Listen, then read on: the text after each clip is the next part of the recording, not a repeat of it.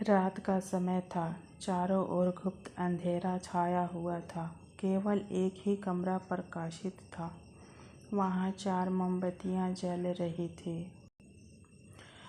चारों मोमबत्तियाँ एकांत देख आपस में बात करने लगी। पहली मोमबत्ती बोली, मैं शांति हूँ। जब मैं इस दुनिया को देखती हूँ तो बहुत दुख होता है। चारों ओर आपाधापी, लूट खसोट और हिंसा का बोलबाला है। ऐसे यहाँ रहना बहुत मुश्किल है। मैं अब यहाँ और नहीं रह सकती। इतना कहकर मोमबत्ती बुझ गई। दूसरी मोमबत्ती भी अपने मन की बात कहने लगी। मैं विश्वास हूँ। मुझे लगता है कि झूठ, धोखा, फरेब, बेईमानी मेरा वजूद ख़त्म करते जा रहे हैं। जगह अब मेरे लायक नहीं रही। मैं भी जा रही हूँ। इतना कहकर दूसरी मोमबत्ती भी बुझ गई। तीसरी मोमबत्ती भी दुखी थी। वह बोली, मैं प्रेम हूँ। मैं हर किसी के लिए हर पल जल सकती हूँ, लेकिन अब किसी के पास मेरे लिए वक्त नहीं बचा। स्वार्थ और नफरत का भाव मेरा स्थान लेता जा रहा है।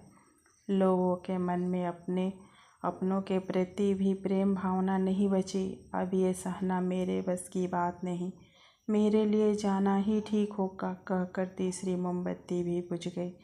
तीसरी बत्ती बुझी ही थी कि कमरे में एक बालक ने प्रवेश किया।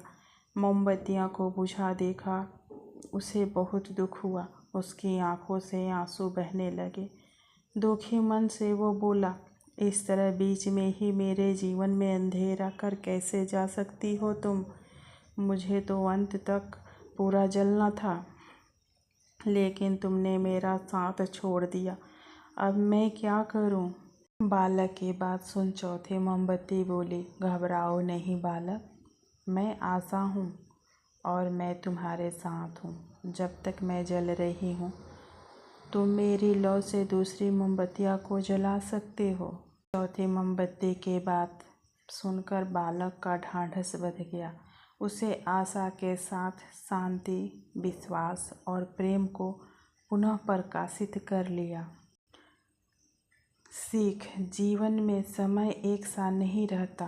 कभी उजाला रहता है तो कभी अंधेरा।